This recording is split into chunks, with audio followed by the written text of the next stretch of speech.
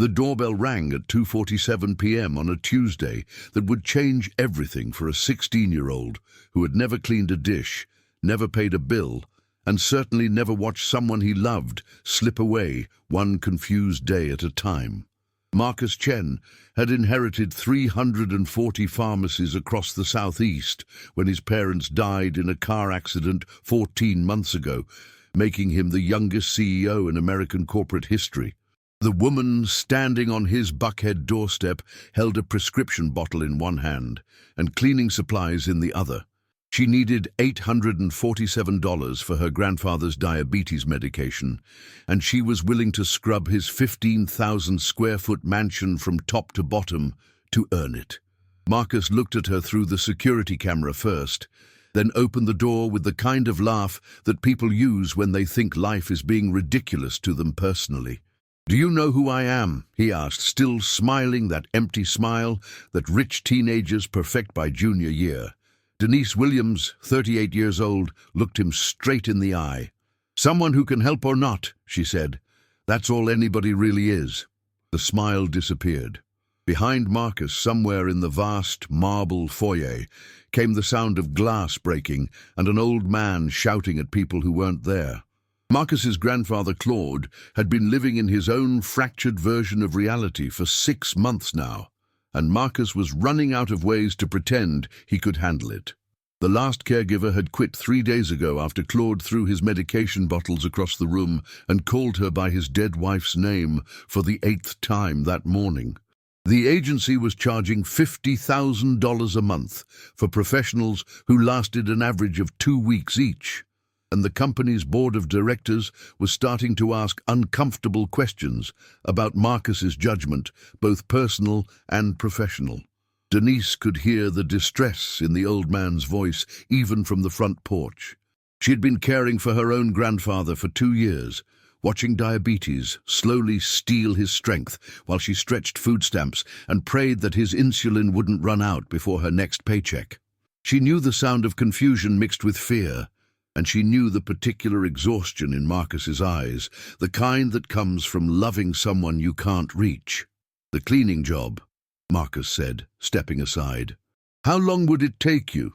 "Depends on how long it's been since someone did it right," Denise replied, wiping her feet carefully on the imported Italian doormat. "But I'm guessing that's not really what you need help with." The house was a monument to money and loneliness. 20-foot ceilings, crystal chandeliers, and absolutely no sign that anyone actually lived here. The kitchen looked like a museum display, all granite and steel with not even a coffee ring on the counters. Denise counted 12 bedrooms as Marcus led her through hallways lined with family portraits, most of them featuring a young Marcus with parents who looked like they belonged on magazine covers. The formal dining room could seat 24 people, but the table was covered with unopened mail and prescription bottles scattered like confetti. Following the sounds of distress, Denise found Claude in what had once been the library, now converted into a makeshift bedroom because climbing stairs had become impossible for him. He was wearing pajamas at 3 in the afternoon, standing by the window, methodically removing books from shelves and dropping them onto the Persian rug below. War memoirs, classic novels, photography books, decades of accumulated knowledge hitting the floor with the sound of a life being dismantled one volume at a time. "Grandpa Claude," Marcus said, his voice carrying the edge of someone who had said the same words 1,000 times with no response. "This is Denise. She's going to help clean up." Claude looked at them both with the suspicious eyes of someone who no longer recognized the world around him.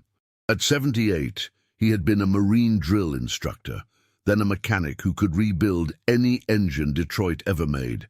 His hands were still strong, still scarred from decades of work, but now they shook slightly when he reached for things that his mind insisted were there, but his eyes couldn't quite locate.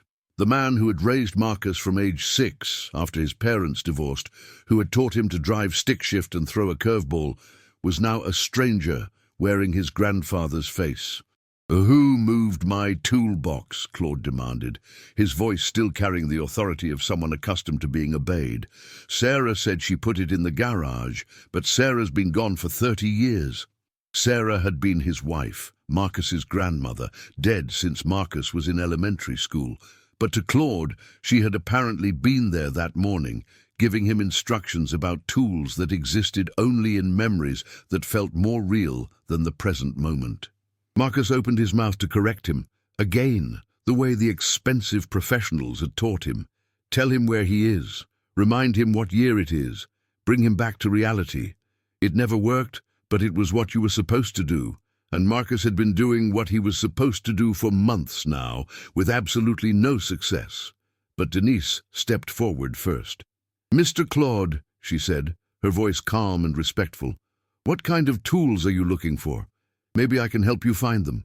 It was a small thing, but it was the first time in months that anyone had responded to Claude's confusion with a question instead of a correction.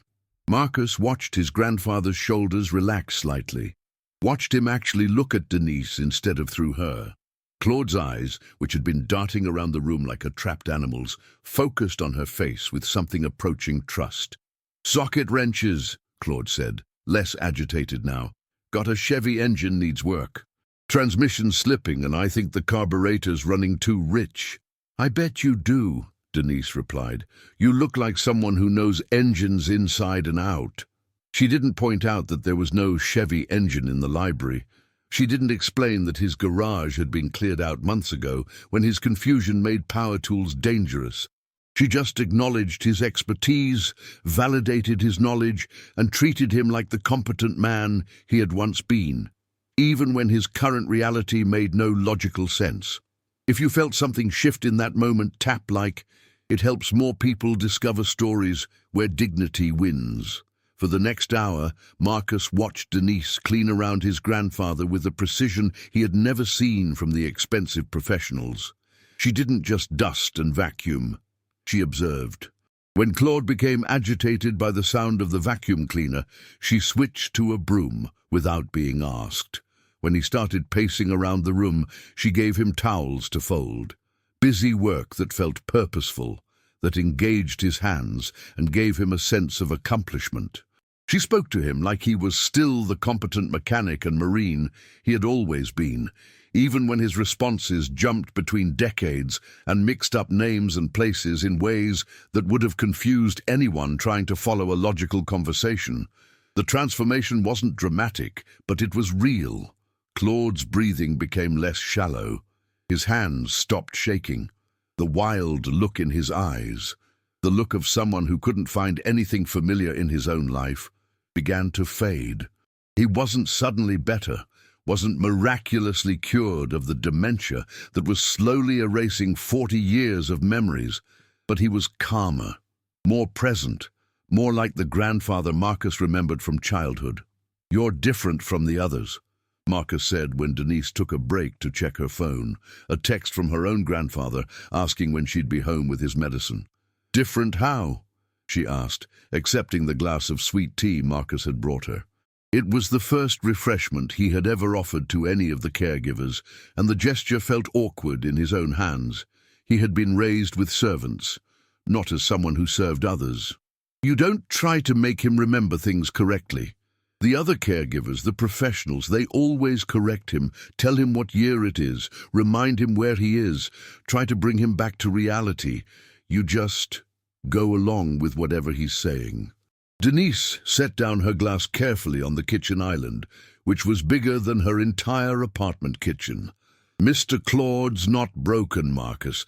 His brain just processes information differently now. When he talks about Sarah or his toolbox or the Chevy engine, those things are real to him right now in this moment. Fighting that reality doesn't help him find his way back to ours. It just makes him feel more lost, more frustrated, more like a failure." She explained that she had learned these techniques caring for her grandfather, who had developed dementia alongside his diabetes 3 years ago. Simple validation instead of constant correction. Structured routines that felt familiar even when memory failed. Most importantly, treating the person with dignity instead of managing them like a problem to be solved or a collection of symptoms to be medicated into submission. The agency professionals, they're good people, Denise continued. But they're trained to see the disease, not the person. They focus on what Mr. Claude can't do anymore, instead of building on what he still can do. They try to fix his confusion instead of working with it. Marcus had never heard anyone talk about his grandfather like this. Not the doctors at Emory University Hospital, not the geriatric specialists at the VA Medical Center, certainly not the parade of expensive professionals who had cycled through their house over the past 6 months. To them, Claude was a case study in cognitive decline, a collection of symptoms to be managed with medications and behavioral interventions. They had charts tracking his deterioration, schedules for medication administration, and incident reports documenting every moment of confusion or agitation. To Denise, he was still a person whose life had meaning, whose knowledge still had value, whose dignity deserved protection especially when he couldn't protect it himself. The agency charges us $50,000 a month, Marcus said, the number still shocking even after 6 months of writing those checks. And you're telling me they've been doing it wrong the whole time? I'm telling you they've been doing it like it's just a job, Denise replied. Some things can't be fixed with money. Some things require understanding instead of just management. That evening, after Denise had gone home with her grandfather's medication money, $847 in cash that Marcus had pulled from a safe that contained more money than most people saw in a year, Marcus sat in the library with Claude. For the first time in months, his grandfather seemed calm. He was looking through a photo album, though Marcus wasn't sure if he recognized the faces in the pictures or was just enjoying the colors and shapes. The tactile sensation of turning pages, the comfortable weight of the book in his lap. The room was quiet except for the soft sound of pages turning and the distant hum of Atlanta traffic on Peachtree Street. Through the windows, Marcus could see the lights of the city spread out below them. Millions of people living their lives, facing their own challenges, caring for their own family members who might be slipping away from them one memory at a time. "Grandpa," Marcus said quietly, testing whether this might be one of the rare moments of connection. "Do you remember when you taught me to change the oil in Dad's Camry?" Claude looked up, his eyes focusing on Marcus with an intensity that had been absent for months. The confusion that usually clouded his expression cleared, and for a moment Marcus saw his grandfather as he used to be, sharp, present, fully engaged with the world around him. "You got grease all over your school clothes," Claude said, clear as day. "Your mother was madder than a wet hen.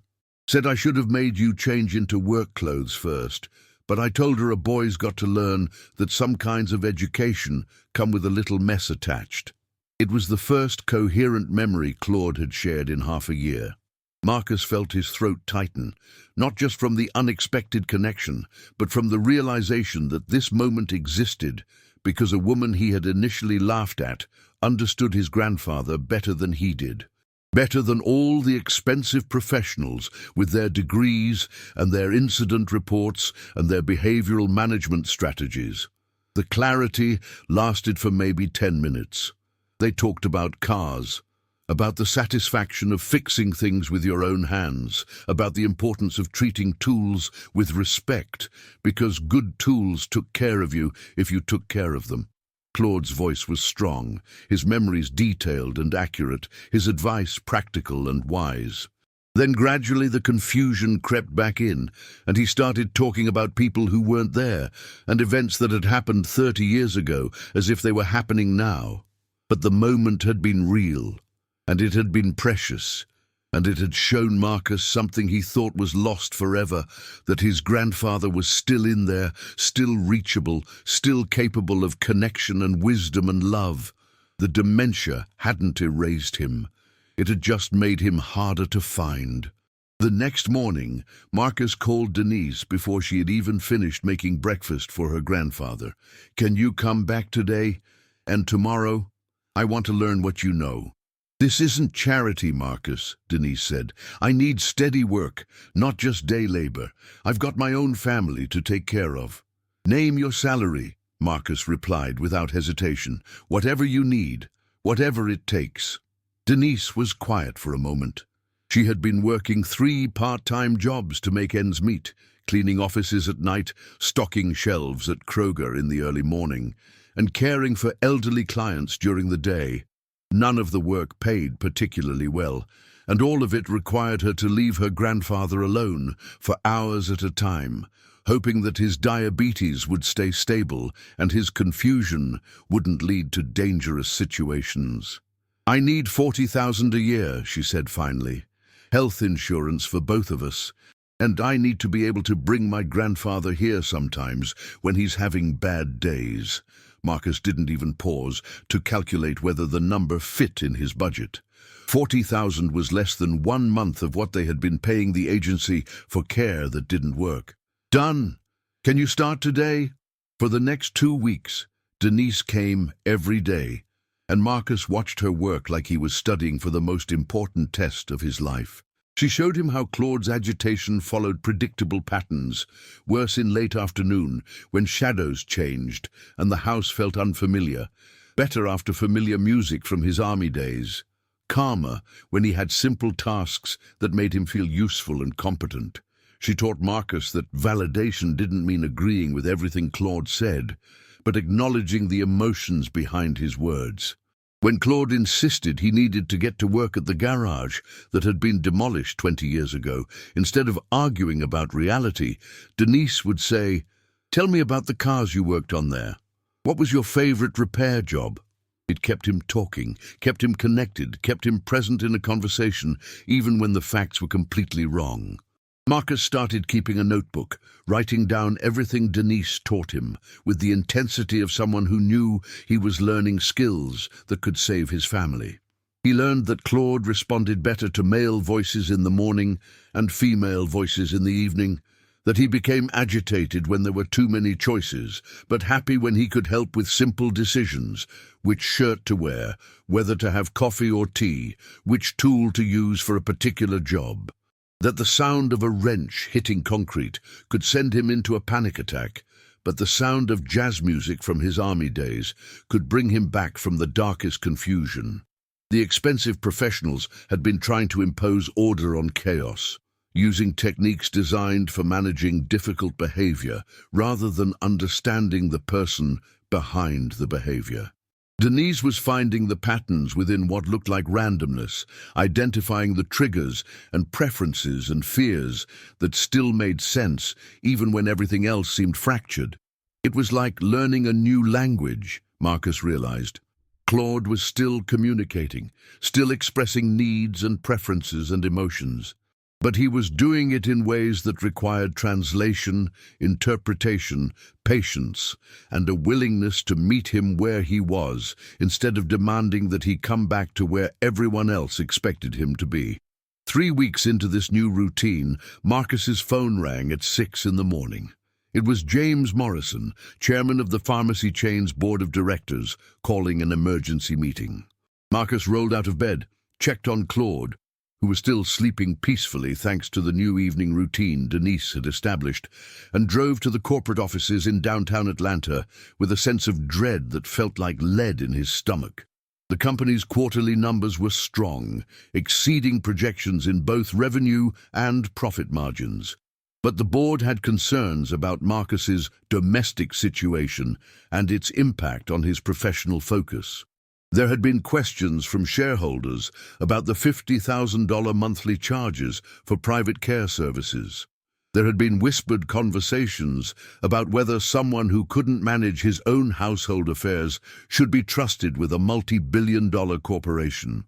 "We've been patient with your family circumstances," Morrison said when Marcus arrived at the conference table, still wearing yesterday's shirt because he had been up until midnight helping Claude through one of his restless periods.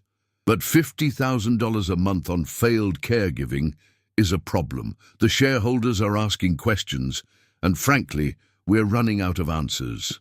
Marcus looked around the conference table at 12 men and women who had known his family for decades, who had attended his parents' funeral, who had voted unanimously to approve his unprecedented appointment as CEO despite his age. They were good people, But they were business people first, and business people measured everything in numbers that could be quantified, analyzed, and compared against industry standards. "We think it's time to consider a residential care facility," Morrison continued, sliding a folder across the polished table. "We've researched the best memory care facilities in the Southeast.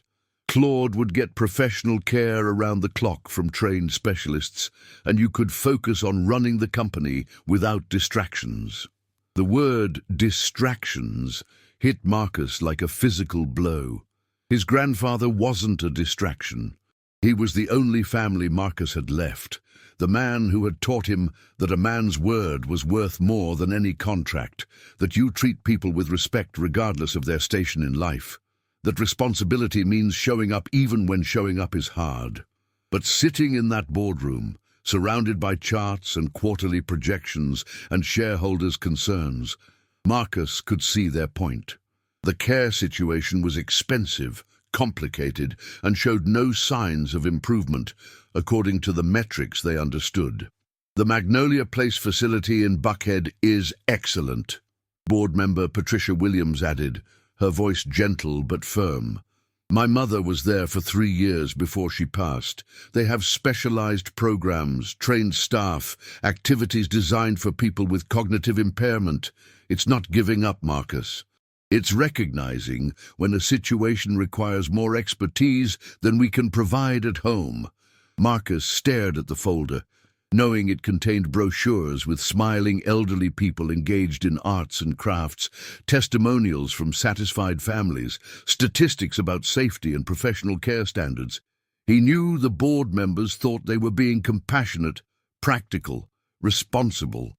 They were offering him a solution that would solve the financial problem, eliminate the liability concerns, and free him to focus entirely on corporate responsibilities. "Give me 30 days, Marcus said, his voice steadier than he felt. 1 month to prove that we can make this work at home." Morrison's expression suggested that 30 days was optimistic at best, but Marcus was technically still the CEO, and the board couldn't force him to institutionalize his grandfather without cause. "Marcus, we appreciate your dedication to family values, but sometimes the kindest thing is to recognize when a situation requires more expertise than we can provide ourselves." 30 days, Marcus repeated. "If I can't show measurable improvement in that time, we'll revisit the residential care option." That afternoon, Marcus came home to find Denise in the kitchen, teaching Claude how to sort silverware. It was a simple task, but Claude was engaged, focused, accomplishing something useful. His hands still remembered the motions of organizing and categorizing, even when his mind couldn't always remember why those motions mattered. There was something beautiful about watching him work, about seeing competence persist, even when so much else had been lost. "I've got 30 days, Marcus told Denise, slumping into one of the kitchen chairs. 30 days to prove to the board that keeping Grandpa at home is working. If I can't show them measurable improvement, they want him in a facility." Denise continued guiding Claude's hands as he separated forks from spoons, her movements patient and encouraging. "What kind of improvement are they looking for?" "Fewer incidents, less agitation, some sign that he's not getting worse." Marcus felt the weight of impossible expectations. "Something I can put in a report that proves this is sustainable long-term." "Mr. Claude," Denise said gently, "can you show Marcus how we sorted the silverware?" Claude looked up, his eyes bright with the satisfaction of completing a task successfully. He held up a fork, examined it carefully, then placed it in the designated section of the organizer, then a spoon, equally deliberate placement, then a knife, handled with the caution of someone who understood that sharp things required respect. It was methodical, purposeful, and completely unlike the random confusion that had characterized his days for months. "He's not getting worse," Denise said to Marcus. "He's getting different kinds of better." That night, Marcus couldn't sleep. He walked through the quiet house, thinking about metrics and measurements, about the difference between managing symptoms and honoring dignity. In his study, surrounded by business reports and pharmaceutical industry journals, he started researching something that had never occurred to him before. How many other families were struggling with the same impossible choice between expensive professional care and the desire to keep their loved ones at home? The numbers were staggering. More than 6 million Americans were living with Alzheimer's disease or related dementias. More than 11 million family members were providing unpaid care, often at enormous personal and financial cost. The vast majority of these families wanted to keep their loved ones at home, but felt overwhelmed by the challenges and unsupported by systems designed around institutional care rather than family support. Even more striking was the research showing that patients often did better in familiar environments with consistent, caring relationships than in institutional settings with rotating staff and clinical atmospheres. The key was having the right knowledge, the right support, and the right expectations about what success looked like. Marcus was still reading at 3 a.m. when he heard voices from the kitchen. He found Denise there with Claude, who was having one of his restless nights when sleep felt dangerous and the house felt unfamiliar. Instead of calling for medication or trying to force him back to bed, she was making him warm milk with honey and letting him talk about whatever was on his mind, even when his mind was jumping between decades and mixing up people and places in ways that would have confused anyone trying to follow a logical narrative. "Sarah always made the best biscuits," Claude was saying, his voice soft with memory. "Used to make them every Sunday morning after church. Had this old recipe from her grandmother, never wrote it down, just knew by feel when the dough was right." "What made them special?" Denise asked, genuinely curious, treating Claude's memories as valuable even when they were confused about timeline and context. She never measured anything, just knew by feel when the dough was right. Claude's hands moved as if he were kneading dough, muscle memory intact even when everything else was fractured. Said cooking was like music. You don't count every note, you just know when it sounds right. Marcus stood in the doorway, listening to his grandfather speak with more clarity and emotional connection than he had shown in months. This wasn't the confused rambling that had characterized most of Claude's recent conversations. This was storytelling, memory sharing, the preservation of family history that Marcus had thought was lost forever. Claude might not remember making these biscuits last week, but he could remember the love that went into making them 50 years ago. And somehow, that memory was more real to him than the present moment. "You're here late," Denise said, noticing Marcus in the doorway. "Couldn't sleep. Board meeting has me thinking." He joined them at the kitchen table, accepting a cup of warm milk, even though he hadn't had one since he was 10 years old. "Denise, can I ask you something personal?" She nodded, still listening to Claude talk about Sunday mornings and homemade biscuits, and the smell of coffee percolating while the family got ready for church. "Why do you do this work? I mean, really, it's hard. It's heartbreaking. The pay is terrible, and most people don't understand what you're actually doing. Why not get a job that's easier, more predictable, less emotionally demanding?" Denise was quiet for a moment, watching Claude carefully tear a napkin into perfect strips. Another seemingly purposeless task that somehow felt meaningful to him. Another way of keeping his hands busy and his mind focused on something he could control. "My grandmother had Alzheimer's," she said finally. "Died when I was 12.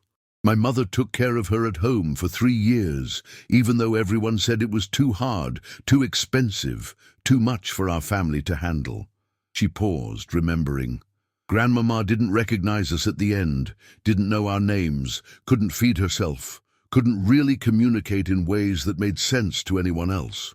But she was still our grandmother.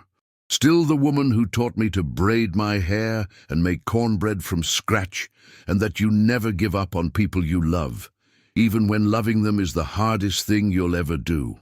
Marcus felt something shift in his chest, a recognition that went deeper than business strategy or quarterly reports. "The board wants metrics," he said. "Something they can measure to prove this is working." "Then we'll give them metrics," Denise replied, "but not the kind they're expecting." The next morning, Denise started a new kind of documentation. Instead of focusing only on Claude's deficits and problems, the approach favored by medical professionals and insurance companies, she began tracking his successful moments. The times he recognized family members, the tasks he could still complete independently, the conversations that made sense, the periods when he seemed content and engaged rather than agitated or confused. She also started measuring things that didn't typically appear in medical reports. How many genuine smiles Claude had each day, how often he initiated conversation, how long he could focus on an activity that interested him, how well he slept at night when his evening routine was structured and predictable. These weren't clinical assessments, they were quality-of-life indicators that painted a picture of a man who was still living, not just surviving. Marcus watched this new approach with fascination and growing hope. The expensive care agencies had focused on managing Claude's worst behaviors, containing his confusion, preventing incidents that might result in injury or property damage. Denise was nurturing his remaining strengths, building on his preserved abilities, creating environments where success was possible even when memory failed. The difference was subtle but profound, like the difference between containing a fire and tending a garden. Both required skill and attention, but the goals and methods were completely different, and so were the results. 2 weeks into the 30-day trial period, something remarkable happened. Marcus came home from a particularly difficult day at the office, a supplier dispute that had required 3 conference calls and 2 lawyers to resolve, to find Claude in the garage, sitting in a folding chair with a small engine disassembled on the workbench in front of him. Denise was beside him, holding different parts as he examined them with the focused attention of someone who understood exactly what he was looking at. "This carburetor's got a problem," Claude said, his voice carrying the authority of expertise. "See this gasket? It's worn through. Engine's not getting the right fuel mixture, running too rich, probably flooding when you try to start it cold." Marcus hadn't seen his grandfather in the garage in over a year. The space had been declared off-limits when Claude's confusion progressed to the point where power tools seemed dangerous and complicated mechanical tasks seemed impossible.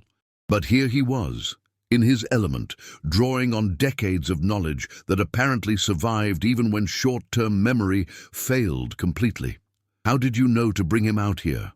Marcus asked Denise quietly. "He kept talking about engines. Kept asking about his tools," she replied, "so I figured maybe his hands would remember what his mind couldn't quite reach." It was working. Claude spent the next hour methodically examining engine parts, explaining problems and solutions to Denise, as if she were an apprentice mechanic learning the trade. He couldn't remember what he had eaten for breakfast, couldn't recognize the mailman who had been delivering to their house for 5 years, but he could diagnose automotive problems with the same precision and confidence he had shown 30 years ago. His hands moved with remembered skill, turning wrenches with just the right amount of pressure, identifying worn parts by touch as much as by sight. This wasn't luck or coincidence. This was expertise so deeply embedded that it survived even when everything else seemed lost. "You know what this means?" Marcus asked Denise as they watched Claude carefully reassemble the carburetor. "That he's still in there," she said. "All his knowledge, all his skills, all the things that made him who he is, they're still there. They just need the right environment to surface." That evening, Marcus called a family friend who owned a small auto repair shop in Decatur. "Tom, I've got a favor to ask. Do you have any old engines that need rebuilding? Nothing urgent, nothing with deadlines, just something to keep experienced hands busy."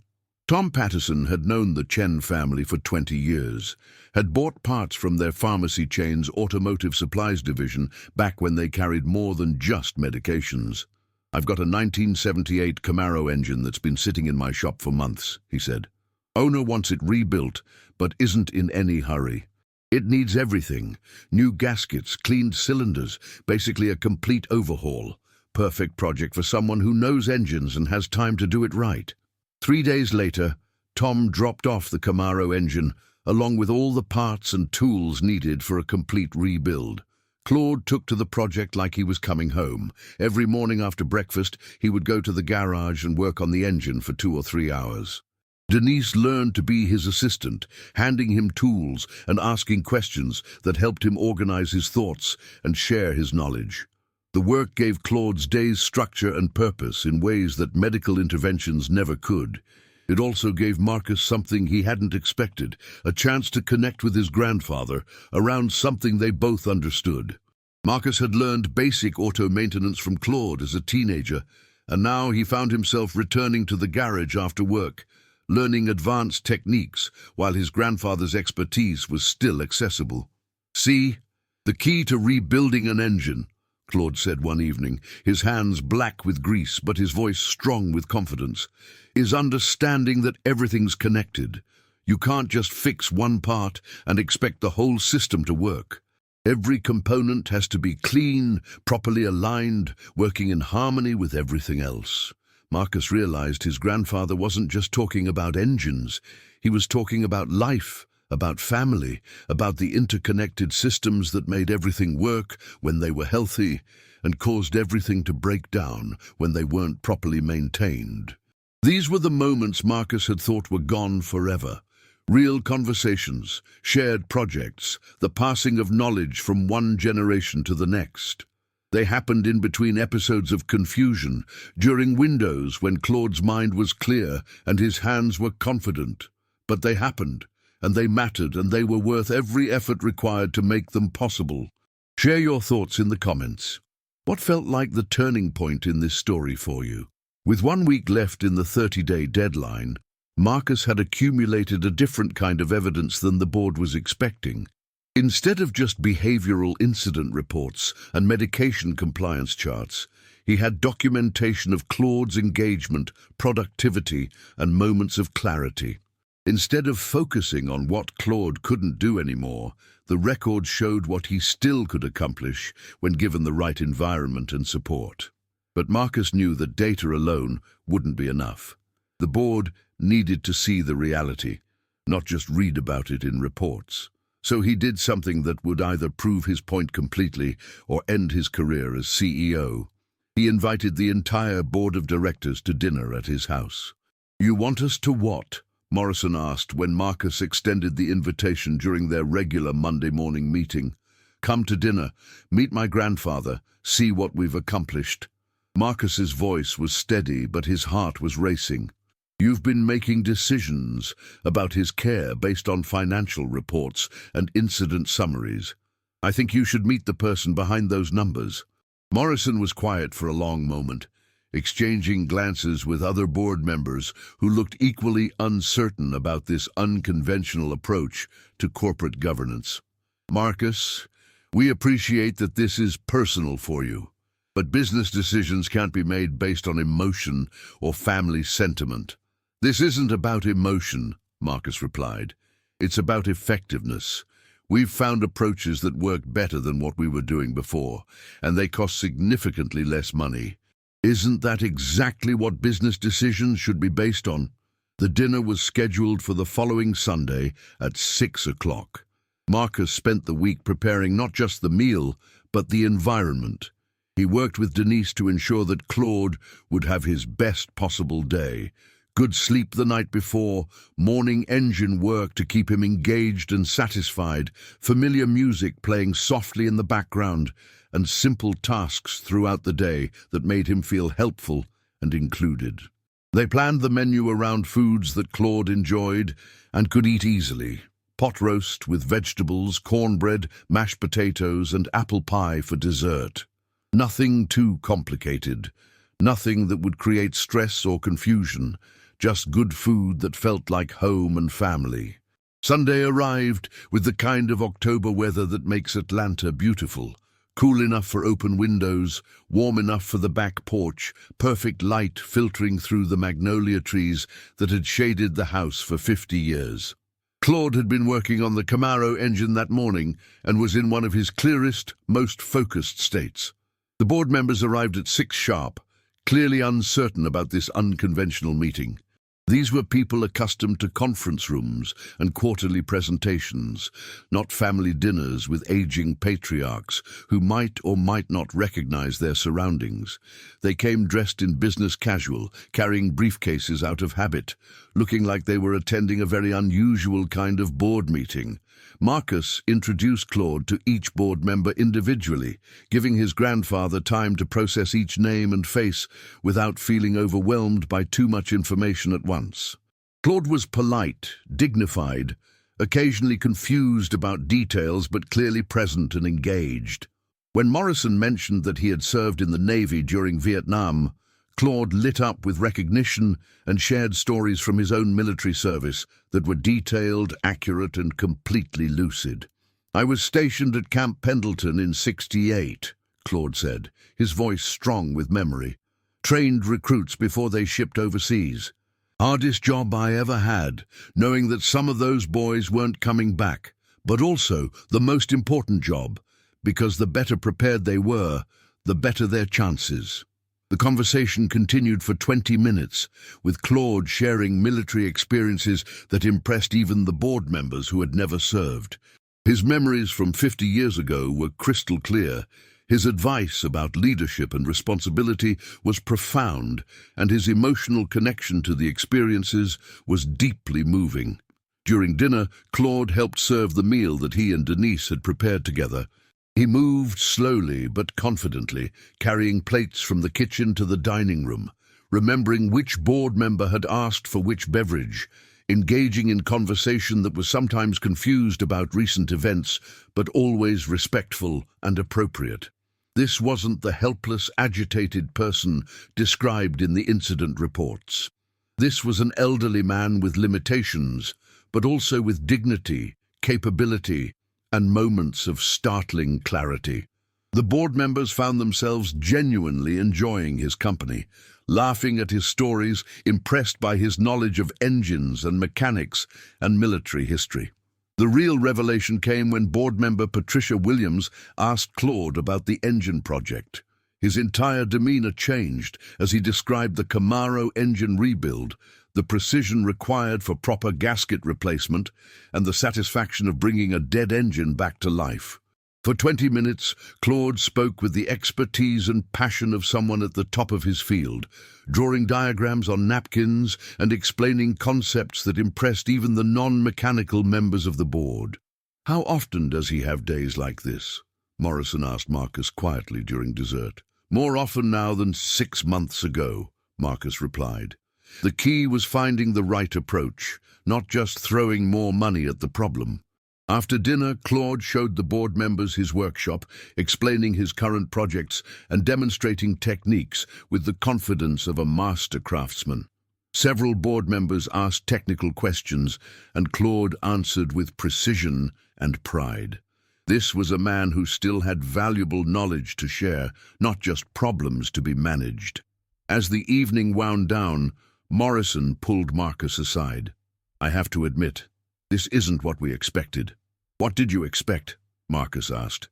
"Someone who needed to be managed, not someone who was still contributing." Morrison watched Claude carefully organizing his tools, a ritual that clearly gave him satisfaction and purpose. The reports made it sound like he was completely dependent. "He needs support," Marcus said. "But that's different from being helpless."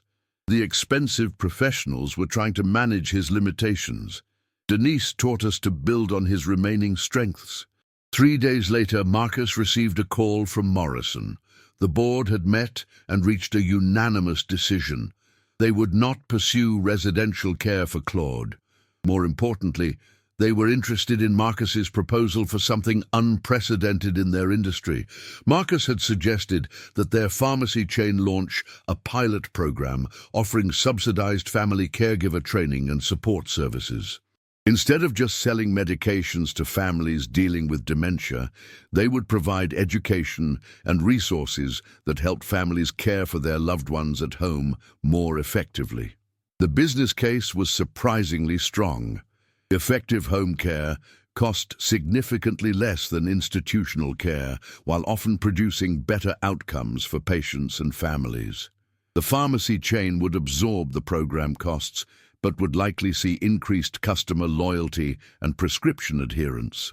People were more likely to trust and remain loyal to a company that helped them care for their loved ones, not just sold them products.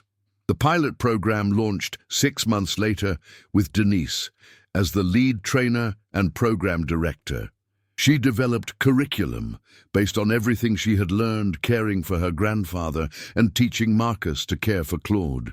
The workshops covered practical skills like creating structured daily routines, identifying triggers for agitation, using validation techniques to reduce anxiety and confusion, and finding ways to engage people with dementia in meaningful activities.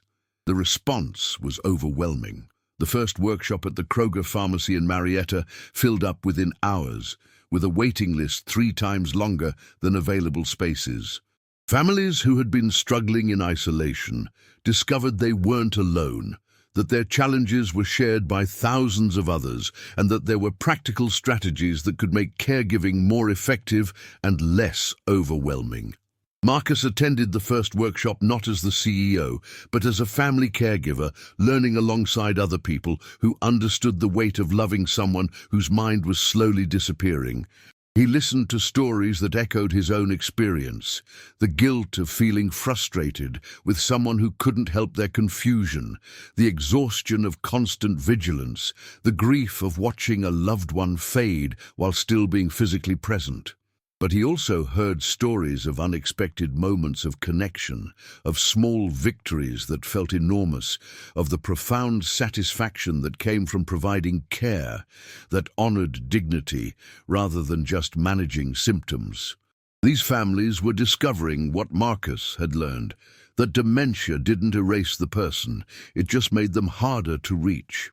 1 year after that first doorbell ring, the Caregiver Support Program had expanded to 43 pharmacy locations across Georgia, Alabama, and Tennessee. Over 2,000 families had completed the training, with measurable improvements in care outcomes and family satisfaction. The company's reputation had shifted from just another pharmaceutical retailer to an industry leader in comprehensive family healthcare support. The program generated positive media coverage, attracted new customers, and created customer loyalty that translated directly into increased prescription revenue. But more importantly, it was helping real families face one of the most challenging situations imaginable with better knowledge, more confidence, and less isolation. Marcus kept letters from participating families in his desk drawer, reading them during difficult board meetings or challenging days. Letters from families who had been on the verge of institutional placement but found ways to keep their loved ones at home safely. Thank you notes from adult children who discovered they could still have meaningful conversations with parents who no longer recognized them. Photos of grandparents engaging with grandchildren in ways everyone had thought were no longer possible. Claude's progress continued to be gradual but steady. He still had bad days when confusion overwhelmed clarity, when simple tasks became impossible, when the past and present tangled together beyond sorting. But the good days were more frequent, and even the difficult days were manageable with the right approaches and expectations. The Camaro engine was finished by Christmas, purring with the precision of professional restoration. Claude couldn't remember starting the project, but he beamed with pride when the engine turned over smoothly on the first try. Tom from the repair shop was so impressed with the work that he offered Claude regular projects. Nothing urgent, just engines that needed the kind of patient, skilled attention that comes from decades of experience. Denise had become much more than a caregiver. She was now the director of family care services for a company that operated in 6 states, traveling to new pharmacy locations to train other families and consulting with healthcare systems interested in replicating their approach. Her expertise, once hidden in the necessity of caring for her own grandfather, was now helping thousands of families navigate similar challenges.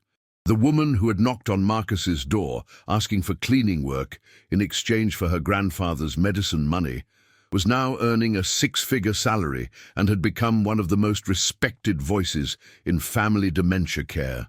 Her grandfather's diabetes was well controlled, his medications were reliable, and he had even started helping with some of the caregiver training workshops, sharing his perspective as someone who had benefited from better care approaches. Marcus often thought about that first afternoon when he had laughed at Denise's offer to clean his house. The laugh had been automatic, the response of someone who thought money was the solution to every problem, and that expensive always meant effective. He had been wrong about both assumptions, and his willingness to admit that mistake had changed not just his family's life, but the lives of countless other families facing similar struggles. 2 years after that doorbell rang, Marcus stood in the garage watching Claude teach a group of teenagers from the local high school how to rebuild a transmission. It was part of a vocational training program that Marcus had funded, inspired by watching his grandfather's satisfaction in passing on practical skills to the next generation. Claude moved slowly and sometimes lost his train of thought mid-sentence, but his hands still knew the work, and his patience with beginners was infinite. The teenagers hung on his every word, impressed by his expertise and untroubled by his occasional confusion about names or dates. They saw him as a master craftsman sharing valuable knowledge, not as a patient with cognitive limitations. "Mr. Claude," one of the students asked, "how do you know when the tension is right on the transmission bands?" Claude's eyes lit up with the pleasure of a good question. "Same way a musician knows when a guitar string is tuned right," he said. "You listen to the sound it makes, feel how it responds. Everything mechanical has its own voice. You just have to learn to hear it." That evening, Marcus found Denise in the kitchen, preparing Claude's evening medication in the weekly pill organizer that had become part of their routine. She had been with their family for 2 years now, long enough to see Claude through both decline and unexpected recoveries, long enough to become not just an employee, but a trusted friend who understood the complicated love involved in caring for someone whose mind was slowly disappearing. "Do you ever regret not taking that cleaning job?" Marcus asked, watching her count out pills, with the precision of someone who understood that small details could mean the difference between good days and crisis. Denise smiled. "I got the cleaning job," she said. "Just turned out the house that needed cleaning was bigger than I expected." If stories like this give you hope for what's possible when we choose dignity over convenience, consider subscribing. We're building a community around these moments that matter. Marcus walked through the quiet house, checking locks and turning off lights, the nightly routine of someone responsible for the safety and well-being of people who depended on him. In the library, Claude was reading, or at least looking at the pictures in, a book about classic cars. He might not remember reading it tomorrow, but tonight he was content, engaged with something that brought him pleasure. "Good night, Grandpa," Marcus said, adjusting the blanket around Claude's shoulders. Claude looked up, his eyes focusing with the effort of recognition. "Good night, son," he said. "Thanks for taking care of everything." It was the kind of moment that made everything else worthwhile. Clear recognition, genuine gratitude, and the acknowledgement of care received and appreciated. These moments came less frequently now than they had 2 years ago, but they still came, and they still mattered, and they were still worth every effort required to make them possible. In his study, Marcus reviewed the latest reports from the caregiver program. 67 pharmacy locations now offered the training workshops, with expansion planned to Florida and South Carolina. Over 4,000 families had completed the program, with measurable improvements in care outcomes and family satisfaction. But the numbers that mattered most to Marcus were simpler. Claude had gained 15 pounds since Denise started working with them, bringing him back to a healthy weight. His sleep had improved dramatically, with fewer restless nights and confused wandering. Most importantly, His episodes of severe agitation had decreased by 80%, replaced by longer periods of calm engagement and purposeful activity. The last entry in Marcus's journal that night was brief. 2 years ago, I thought I was hiring someone to clean my house. Instead, I learned how to clean up my own assumptions about what it means to take care of the people we love. Some lessons are worth more than they cost, and some investments pay dividends you never expected. Outside, Atlanta hummed with the quiet energy of a city settling into night. Inside the mansion in Buckhead, 3 people who had been strangers 2 years ago had become a family united by the complicated, rewarding work of caring for someone whose mind was fading, but whose dignity remained intact. It wasn't the family any of them had expected, but it was the family they had built together, one day and one small victory at a time.